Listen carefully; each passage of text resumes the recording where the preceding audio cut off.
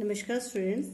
आज जो हमारा टॉपिक है वो है हमारा टॉपिक अप्रोचेस ऑफ इवेल्युएशन या टाइप्स ऑफ इवेल्युएशन, जिसको बोलते हैं हम मूल्यांकन के प्रकार या मूल्यांकन के उपागम।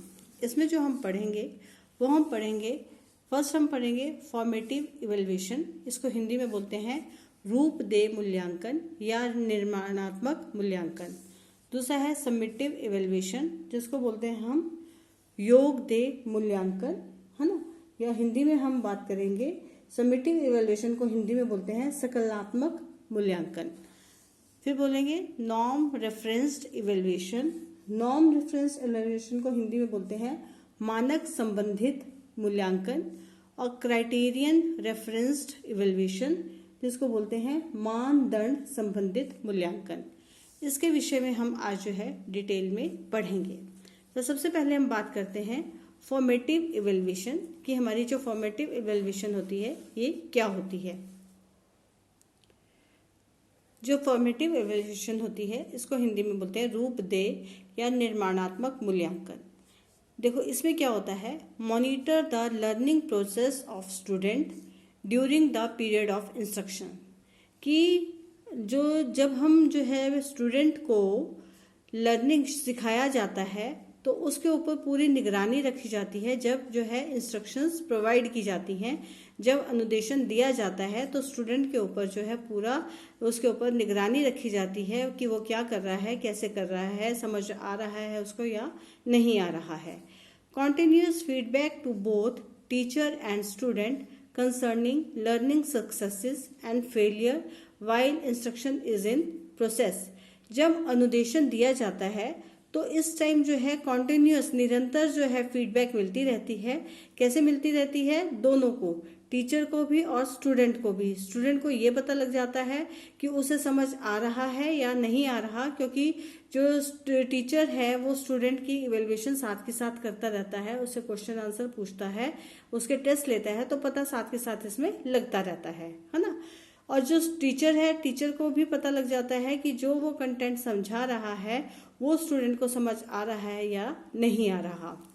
उसके बाद है फीडबैक। फीडबैक जो है जब हम बोलते हैं रूप दे मूल्यांकन में, जब स्टूडेंट से जो है टेस्ट लिए जाते हैं, है ना, जैसे टाइम टू टाइम जो है टेस्ट लिए जाते हैं, है ना, क्विज करवाया जाता है, होमवर्क लिया जाता है, तो उस टाइम जो है क्या होता है कि स्टूडेंट के बारे में पूरा टीचर को अच्छे से पता लग जाता है।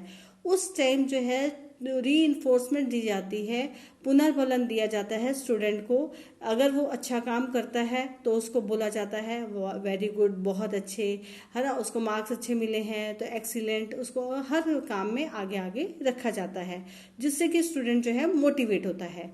और अगर जो है उसमें एरर आता है, जो उसकी जो फीडबैक में मिलता है कि स्टूडेंट को समझ नहीं आ रहा, तो उसके लिए जो है रेमेडियल वर्क करवाया जाता है, उपचारात्मक कार्य किए जाते हैं, जिससे उसमें सुधार हो जाए, जिससे स्टूडेंट को वो चीज़ समझ में आ जाए।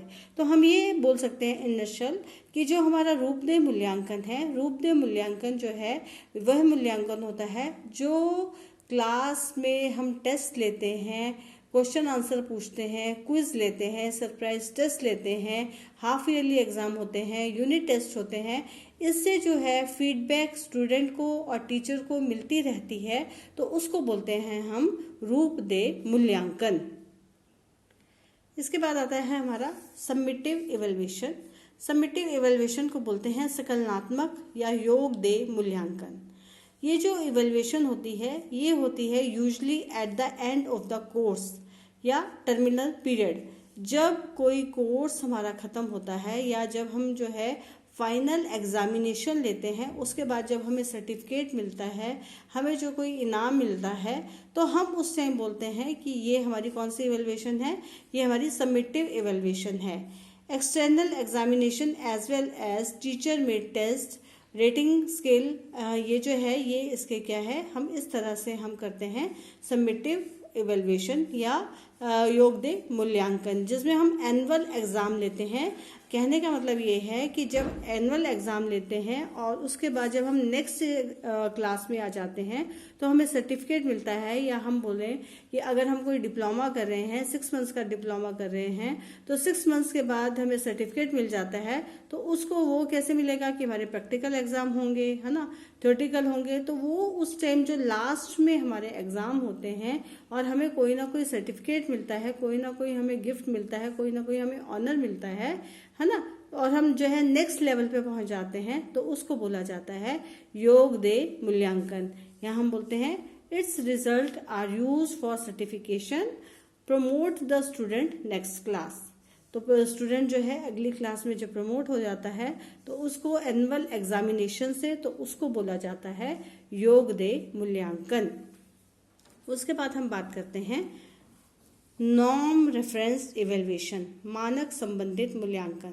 देखो, जो मानक संबंधित मूल्यांकन है, जैसे कि इसके नाम से ही पता लग रहा है, नॉर्म रेफरेंस्ड इवेल्युएशन, कि इसमें जो है नॉर्म्स, नियम बना दिए जाते हैं और उसके अनुसार जो है स्टूडेंट्स की अचीवमेंट को, स्टूडेंट्स की परफॉर्मेंस को कंपेयर किया जाता है पीयर ग्रुप के साथ, एक के साथ दूसरे की जो अचीवमेंट है, परफॉर्मेंस है, उसको क्या किया जाता है, कंपेयर किया जाता है। तो हम बोलते हैं traditional class based assignments, students achievement in curriculum based skill, comparing his और हर पीयर।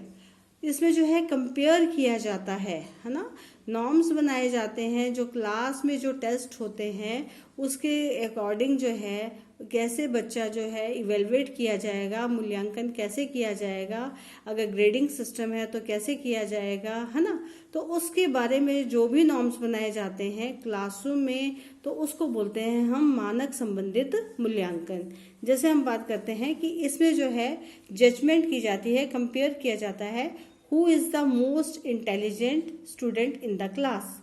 इसमें ये देखा जाता है कि सबसे इंटेलिजेंट स्टूडेंट कौन सा है, हु स्टूड फर्स्ट, कौन फर्स्ट आया है, who got the least marks, जो किसने जो है सबसे कम मार्क्स लिए हैं, is the better than 5% of the students in the class, है ना, क्या ये जो है 5% से अच्छा बच्चा है या फिर नहीं है। तो इसमें जो है हम बोल सकते हैं परफॉर्मेंस को देखा जाता है, किसको देखा जाता है, परफॉर्मेंस को। नॉर्म्स बना दिए जाते हैं, नॉर्म्स रेफरेंस टेस्ट में जो है, जो हमारा इवैल्यूएशन होती है, इसमें बना दिए जाते हैं नॉर्म्स। उन नॉर्म्स के अकॉर्डिंग जो है, उन नियमों के अकॉर्डिंग जो है बच्चों की क्या की जाती है, इवैल्यूएशन की जाती है, बच्चों का मूल्यांकन किया जाता है ना। हम ये भी बोल सकते हैं कि इसमें जो है विद्यार्थियों की उपलब्धि को एक समूह, एक कक्षा, एक स्कूल या एक राज्य की जो मेजरमेंट की जाती है, उसके आधार पर भी हम इसकी क्या करते हैं, व्याख्या करते हैं। हम ये बोल सकते हैं तुलना करने के लिए हम समूहों के जो हमें अंक प्राप्त होते हैं उनके लिए हम क्या बना देते हैं, नॉर्म्स बना देते हैं, नॉर्म्स बना देते हैं, और उन नॉर्म्स के अकॉर्डिंग ही हम फिर क्या करवाते हैं, काम करवाते हैं, मतलब उसको इवेलुएट करते हैं स्टूडेंट को उन नॉर्म्स के अकॉर्डिंग ही। यहाँ पे जो है मैंने नॉर्म रेफरेंस टेस्ट का एक डायग्राम के थ्रू जो है शो किया है। ऑल स्टूडेंट्स टेकिंग टेस्ट, सारे स्टूडेंट जो है इसमें टेस्ट लेते हैं। इसमें जो है ये जो है बेल कर्व में बनता है, ये बेल कर्व में आता है इसका। इसमें जो ये एवरेज स्टूडेंट है, ठीक है, ये एवरेज स्टूडेंट है 50 तक, और ये जो है बिलो एवरेज हैं, 50 से नीचे के बिलो एवरेज हैं, और 50 से अबव के जो है 100 तक के वो क्या है, अबव एवरेज स्टूडेंट हैं। तो हम बोल सकते हैं कि norm reference test are design to compare student performance to other student, कि एक स्टूडेंट की दूसरे स्टूडेंट के साथ परफॉर्मेंस को जब जो है कंपेयर किया जाता है उसको बोला जाता है, उसके लिए जो टेस्ट लिए जाते हैं उसको बोला जाता है नॉर्म्स रेफरेंस टेस्ट। इसमें जो है नॉर्म्स जो है हम लोग जो है बना देते हैं, उसी के अकॉर्डिंग काम करते हैं। जैसे यहाँ पे मैंने एक एग्जांपल लिया है, अगर मान लो नॉर्म्स में हमने ग्रेडिंग सिस्टम लिया है, ग्रेडिंग सिस्टम में जैसे मैंने आपको बताया था 3 स्केल ग्रेडिंग होती है, 5 स्केल ग्रेडिंग होती है, तो मान लो मैंने यहाँ पे 3 स्केल ग्रेडिंग ली है। जैसे मैंने कहा कि जिसके जो है 90% से अबव आएंगे उसका होगा ए ग्रेड, जिसके 80% से अबव आएगा उसका आएगा बी ग्रेड, जिसके 70% से अबव आएंगे उसका आएगा सी ग्रेड।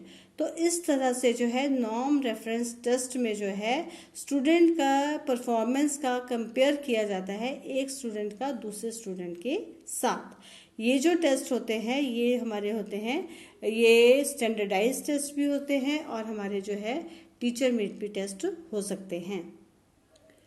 इसके बाद आता है हमारा क्राइटेरियन रेफरेंस इवेल्युएशन या मानदंड संबंधित मूल्यांकन, है ना।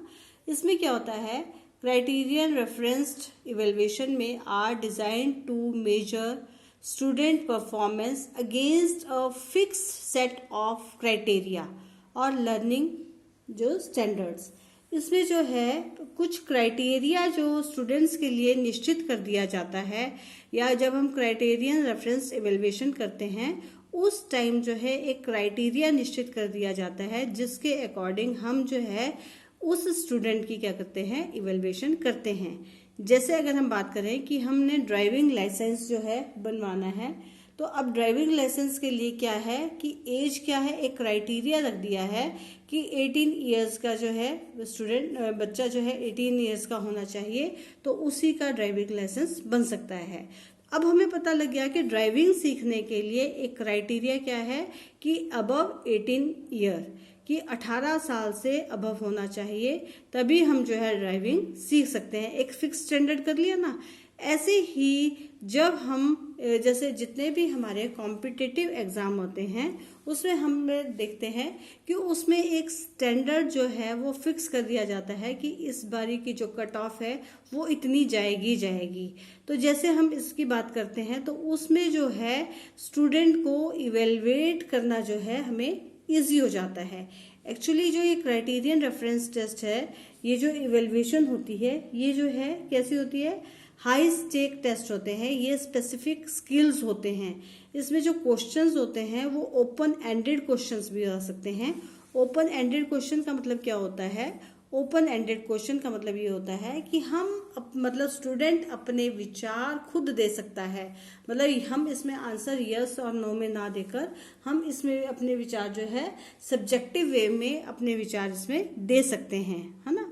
तो हम बोलते हैं इसमें जो है कॉल्ड ए मास्टरी सब्जेक्ट, इसमें अपने सब्जेक्ट की क्या होती है, मास्टरी होती है। जितने भी हमारे कॉम्पिटिटिव एग्जाम हैं, जैसे हम बोलते हैं स्पेसिफाइड परफॉर्मेंस स्टैंडर्ड, कि कट ऑफ जो है वो निर्धारित की जाती है कि इस बारी जो कितनी कट ऑफ जाएगी, उसी के अकॉर्डिंग जो है हमको पता लग जाता है, चाहे वो नेट का एग्ज़ाम हो, चाहे हमारा जेईई मेंस का एग्ज़ाम हो, है ना, या हमारा जो है कोई भी कॉम्पिटिटिव एग्ज़ाम हो, तो उसके लिए जब मूल्यांकन किया जाता है तो उसको हम बोलते हैं क्राइटेरियन रेफरेंस इवेल्युएशन, मानदंड संबंधित मूल्यांकन। क्योंकि इसमें जो है एक क्राइटेरिया को एक सीमा निश्चित कर दी जाती है जिसके अकॉर्डिंग जो है स्टूडेंट को इवेल्युएट किया जाता है। जो क्राइटेरियन रेफरेंस टेस्ट होते हैं इसमें स्टूडेंट को स्पेसिफिक नॉलेज होनी चाहिए, स्पेसिफिक स्किल आता है, तभी तो वो उसी के अकॉर्डिंग का जो है उसी सब्जेक्ट के अकॉर्डिंग अपना क्या दे सकता है, एग्ज़ाम दे सकता है। तो इसको बोलते हैं हम क्राइटेरियन रेफरेंस्ड इवेल्युएशन। तो आज जो है हमने 4 तरह की 4 टाइप्स की हमने इवेल्युएशन पढ़ी। पहले पढ़ी हमने कौन सी पढ़ी, पहले हमने पढ़ी फॉर्मेटिव इवेल्युएशन, दूसरी पढ़ी सबमिटिव इवेल्युएशन, थर्ड पढ़ी हमने नॉर्म रेफरेंस इवेल्युएशन और फोर्थ पढ़ी हमने क्राइटेरियन बेस्ड इवेल्युएशन। तो इस तरह से आपको ये अच्छे से समझ आ गया होगा। Thank you class.